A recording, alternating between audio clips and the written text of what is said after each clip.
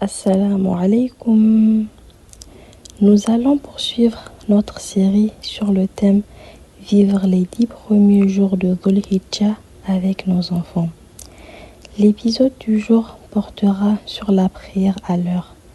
Et avant de débuter, comme d'habitude, n'oublions pas de purifier notre intention et faisons une dua. Rabbi shrah li sadri wa yassir li amri wahlul uqdatan min lisani yafqahu qawli. Aussi, n'oubliez pas de faire un rappel à vos enfants sur les thèmes précédents, à savoir l'intention pure et l'évocation d'Allah. L'objectif est que votre enfant puisse intégrer tous ces enseignements naturellement et qu'ils fassent partie intégrante de leur vie. Ceci étant dit, entamons le sujet du jour. La prière est le deuxième pilier de l'islam et c'est la première chose sur laquelle le musulman sera interrogé le jour de la résurrection. Le Coran nous rappelle à maintes reprises l'importance de la prière en son temps. Allah dit dans le Coran, dans la sourate An-Nisa, verset 30, « Certes, la prière a été prescrite pour les croyants en des temps déterminés. » Cette prescription divine souligne que la prière est une obligation à des heures spécifiques et non pas à n'importe quel moment arbitraire de la journée.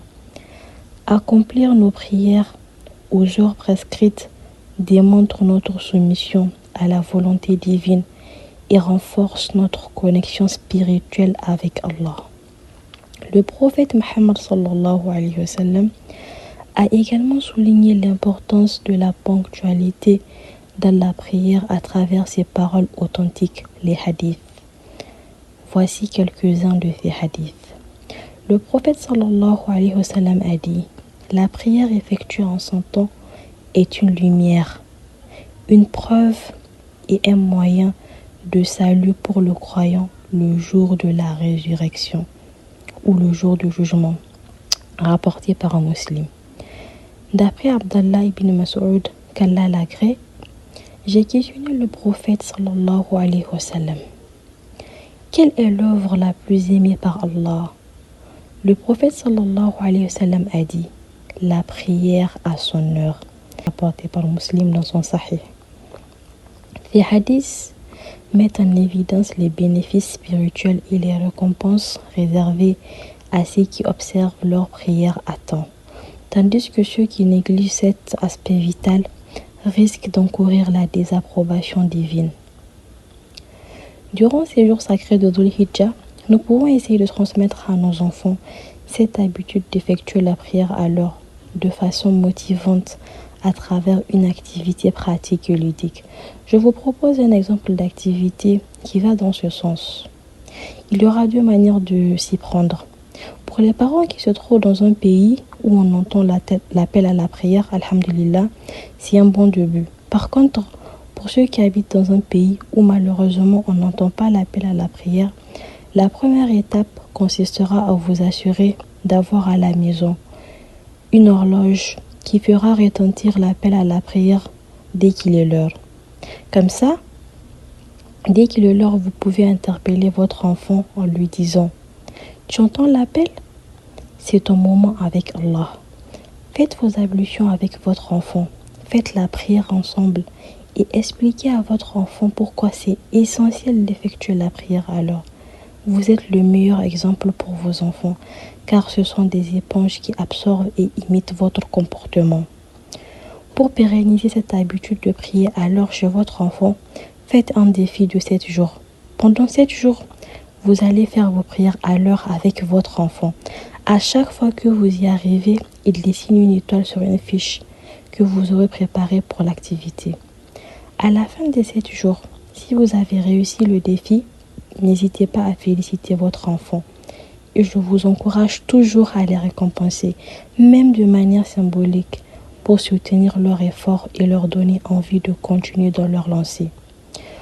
Pour aller plus loin et mieux accompagner vos enfants, vous pouvez leur offrir les livres de la collection Petit Futé, disponible dans notre bibliothèque que vous pouvez vous procurer en nous contactant. Avec la collection Petit Futé, votre enfant découvre l'islam en s'amusant. Pas de contraintes, pas de cris, pas d'ennui. Juste du plaisir et de l'apprentissage sous forme d'activités ludiques. Coloriage, dessin, devinettes, quiz, questions à choix multiples, culture générale, sciences, jeux, etc. Comme à l'école, mais avec en plus une belle découverte de la foi, de l'islam et de ses belles valeurs. Ce qui rend cette collection unique, c'est son approche pédagogique. L'enfant apprend tout en s'amusant. Il comprend des concepts parfois complexes avec des mots simples et des activités. Il apprend à aimer Allah et son prophète sallallahu alayhi wa sallam, à connaître les bases de la foi, à découvrir les piliers de l'islam sans s'ennuyer. En résumé, c'est un apprentissage qui stimule la curiosité, la réflexion, la créativité et la compréhension de l'enfant. Nous avons 2 tomes dans cette collection. Petit Futé 1, qui est un manuel conçu pour initier les enfants aux bases de l'islam. La foi islamique, c'est-à-dire comprendre les piliers de la foi, les piliers de l'islam. On veut dire par là connaître et comprendre les 5 piliers d'une manière simple et accessible. L'éthique et la morale, apprendre le respect de la famille, des autres et l'étude de 6 petites sourates. Et nous avons également Petit Futé 2, qui est un manuel qui approfondit d'autres notions tout aussi importantes. La foi aux anges, connaître et comprendre leur rôle, la prière, apprendre la prière et sa signification, le bon comportement, développer des qualités telles que le respect de soi et des autres, et l'étude de petites sourates pour continuer la mémorisation. Ceci dit, nous arrivons à la fin de notre épisode du jour. N'hésitez pas à vous abonner à notre podcast pour ne pas manquer les prochains épisodes et surtout, partagez-le autour de vous afin qu'un maximum de personnes puissent en profiter. J'espère que cela vous aura été utile. Je vous dis à la prochaine fois, Inch'Allah. En attendant, je vous confie à Allah le Tout-Puissant.